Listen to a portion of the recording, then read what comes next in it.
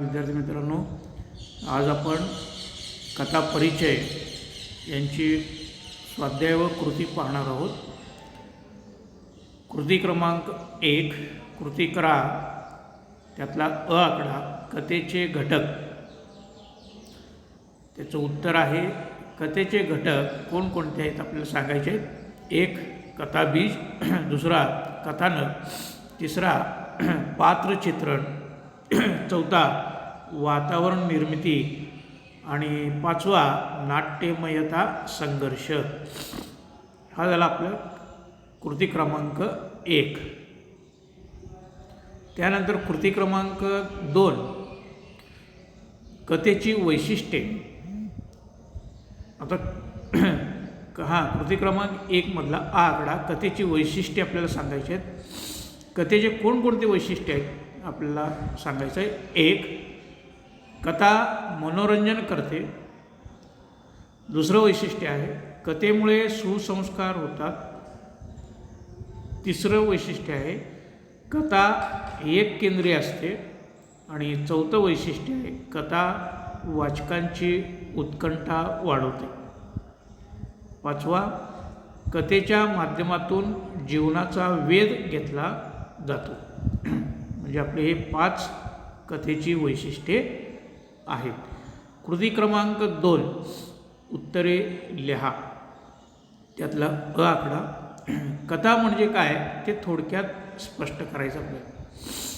कथेत केवळ प्रसंग, पात्र, वातावरण, विचार यांचे स्पष्टीकरण नसते, तर त्याचा सुयोग्य मिलाप असतो.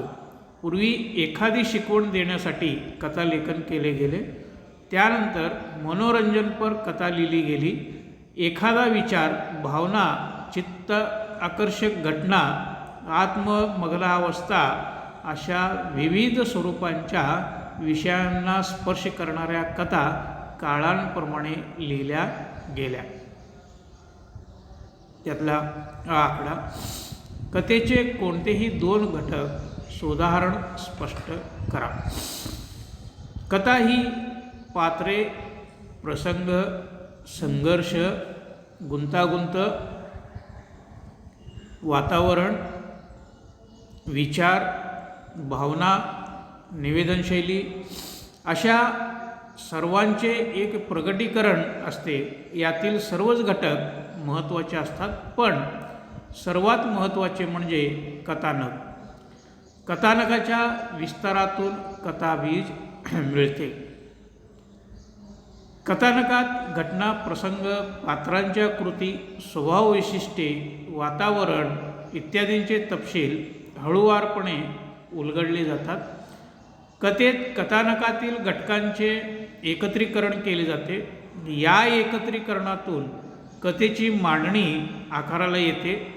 हे कथानक विस्ताराने मांडताना त्यामध्ये प्रभावीपणा जपला जातो. कथाकाराच्या मनात कथेच्या अनुषंगाने निर्माण झालेल्या भावाशय वाचकांपर्यंत पोचवण्यासाठी कथन करणे हे कथानकाचे प्रयोजन असते. कथेमध्ये पात्र असल्याशिवाय, म्हणजे कथेमध्ये पात्र असल्याशिवाय कथेत रंजकता येत नाही. म्हणून पात्र हा महत्त्वाचा घटक आहे. पात्रचित्रण निवेदक करत असतो. कथेत सर्वच पात्र नायक नायिकांची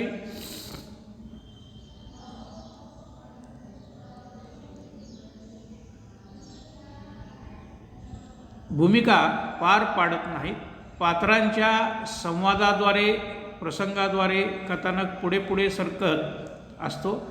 पात्रांचे कृती, त्यानंतर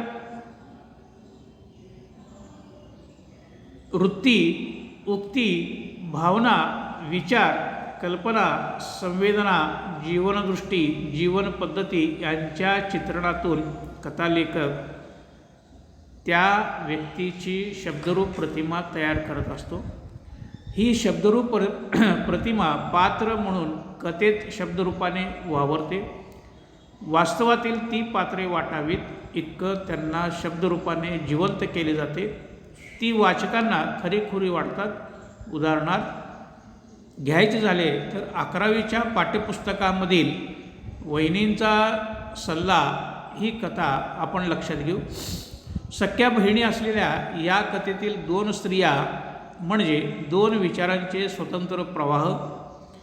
समाजात पूर्वापार परंपरेत चालत आलेल्या स्त्रीविषयक विचार हा उषा वहिनींच्या विचारातून डोकावतो. तो सर्वांनाच हवाहवासा वाटणारा. निशा वहिनी जेव्हा बंडखोरीचे समानतेचे विचार लोकांना सांगत होत्या तेव्हा त्यांचे विचारही बायकांना पटत होते. स्त्री पुरुष समानतेचे विचार लोकांनाही पटत होते. 2 वेगळे स्वतंत्र विचार पण तरीही दुसरा स्त्रीरूप समानतेचा विचार आत्ताच्या काळात सुसंगत आणि समान हक्क न्याय देणारा तो रुजायला हवा. यासाठी उषावहिनी निशावहिनी या 2 पात्रांद्वारे हा विचार रुजवण्याचा प्रयत्न केला आहे. त्यात नाट्य आणण्यासाठी उषावहिनीचे स्टुलावरून पडणं, कार्यक्रमाकरिता निशाचे जाणे, तिथल्या प्रश्नांना सडेतोड उत्तर देणे, अशा प्रसंगातून उत्तम संवादातून हे कथानक आपल्या समोर येते. तसंच उषावहिनी निशावहिनी, ड्रायव्हर, मेकअप करणारी मंडळी, डॉक्टर, प्रश्न विचारणाऱ्या स्त्रिया या पात्रांना लेखकाने या कथेत आणल्यामुळे ती कथा जिवंत उभी राहते. म्हणजे आपल्याला 11वीचा एक वहिनींचा सुसाट सल्ला हे एक उदाहरण आपल्याला त्या ठिकाणी दिलेलं आहे. त्यातला ई आकडा कथेची कोणतीही 2 वैशिष्ट्ये तुमच्या शब्दात स्पष्ट करा म्हटलेलं आहे. आता कथा म्हणजे पात्रे, प्रसंग, संघर्ष, गुंतागुंत वातावरण, विचार, भावना, निवेदनशैली अशा सर्वांचे एक सुसंघटित प्रकटीकरण. कथेची वैशिष्ट्ये मांडत असताना कथा मनोरंजक, सुसंस्कार करते. तसंच ती वाचकांची उत्कंठा वाढवते, जीवनाचा वेध येते, तिचे सादरीकरण करता येते इत्यादी वैशिष्ट्ये सांगितली जातात. कथा आपल्या सर्वांचेच वाचकांचे मनोरंजन करते. जगातल्या मौखिक परंपरेत कथा हा साहित्य प्रकार फार पूर्वीपासून रुजलेला आढळतो. लोककथा हे आधुनिक कथा, नवकथा हा भाग कथेच्या इतिहासाच्या दृष्टीने अभ्यासण्यासारखा आहे. विनोदी, गंभीर, गूढ, विचारप्रधान, भावनाप्रधान अशा सर्वच कथांमधून माणसांचे मनोरंजन होते. आपल्याकडे मोठी माणसे लहान मुलांना कथा सांगतात, रमतात, मुलंही कथेत रमतात. ते त्यातील मनोरंजकतेमुळेच. मनोरंजनाची आत्ताच्या काळातली साधने ही विज्ञान, तंत्रज्ञान यांच्यामुळे विकसित झाली. पण लोककथा, लोकनाट्य या कला आपल्याकडे पूर्वापार असलेल्या लोकजीवनाचा भाग होत्या. कथा ज्या पद्धतीने सांगितली जाते त्यालाही तितकंच महत्त्व आहे. मनोरंजन म्हणजे फक्त हसवणं नाही तर विचार करणं, ताणतणावातून मुक्त करणं, हसता हसता प्रबोधन करणं याही गोष्टी मनोरंजनात येतात. माणूस गोष्टी वेल्हाळ असतो. त्याला त्याच्याही जीवनात झालेल्या काही घटना, प्रसंग सांगायला, कथन करायला आवडतात. एखादा माणूस गोष्ट सांगत असताना भारावून टाकतो तेव्हा त्याला ती गोष्ट व कथा मनापासून आवडलेली असते. त्याला ती कथा सांगण्याची हातोटी छान जमलेली असते. आपल्याकडे पंचतंत्र, ईसापनीती, साहसकथा, संस्कार कथा अशा प्रकारच्या कथा मालिका देखील वाचायला मिळतात. कथेच्या माध्यमातून मनोरंजन, संस्कार होतात, पण त्यातून जीवनाचा वेधही घेतला जातो. कथा लिहिणारा, सांगणारा लेखक आपल्या, इतरांच्या, प्राणीमात्रांच्या, जगातल्या घडामोडींच्या, अंतराळाच्या जीवनाबद्दल आपल्या कथेतून जीवनपट सांगत असतो. ती त्या माणसाच्या जीवनकथेला स्पर्श करत असते. भिकाऱ्याला जे ते राजापर्यंत कथेचे विषय असतात, तर एखादी कथा मी वर लक्ष केंद्रित करून त्यांच्या जीवनमूल्यांचा, आयुष्यातील चढ उतारांचा वेध घेणारी देखील असतात.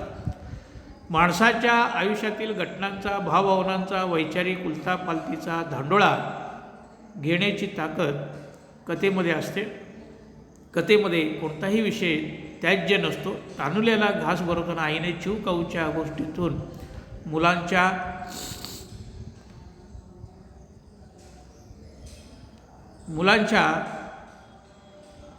मनात कथेचे विश्व निर्माण करायला सुरुवात केलेली असते. त्यामुळे कथेचे वेड बालपणीच रुजवले जाते. माणसाच्या आयुष्याच्या वेगवेगळ्या टप्प्यावर होणारे भावनिक मानसिक बदल, त्याचा मनावर होणारा परिणाम, त्याला आलेले भलेबुरे अनुभव, त्याचे नाते संबंध या साऱ्याचा कॅनव्हास कथेच्या माध्यमातून लेखक मांडण्याचा प्रयत्न करत असतो. त्यानंतर प्रश्न त्यातला आकडा. कथानकाची कथेची निवड करणे फार महत्त्वाचे असते. जबाबदारीचे काम असते हे तुमच्या शब्दात स्पष्ट करायचं आहे. कथेच्या लोकप्रियतेची कारणं या ठिकाणी कथेचे भाषा सौंदर्य, कथेचे आशय सौंदर्य, कथेच्या अभिव्यक्तीसाठी संवाद, निवेदन यांचा कल्पकतेने केलेला वापर, कथेचे सादरीकरण, कथेचे होणारे मनोरंजन व बोध. त्यानंतर कथेच्या सादरीकरणासाठी आवश्यक भाषिक कौशल्य कोणते आहेत बघा. कथेच्या सादरीकरणासाठी आवश्यक भाषिक कौशल्ये: 1. शब्दफेक, 2. सुस्पष्ट उच्चार, आणि 3. आवाजातील आरोह अवरोह म्हणजे चढ उतार, आणि शब्दांचा भाषेचा गर्भितार्थ समजणे. या सर्व गोष्टी कथेच्या सादरीकरणासाठी आवश्यक आहे. या स्वाध्याय व कृती तुम्ही आपल्या वहीमध्ये लिहून काढायचे आहेत. ठीक आहे.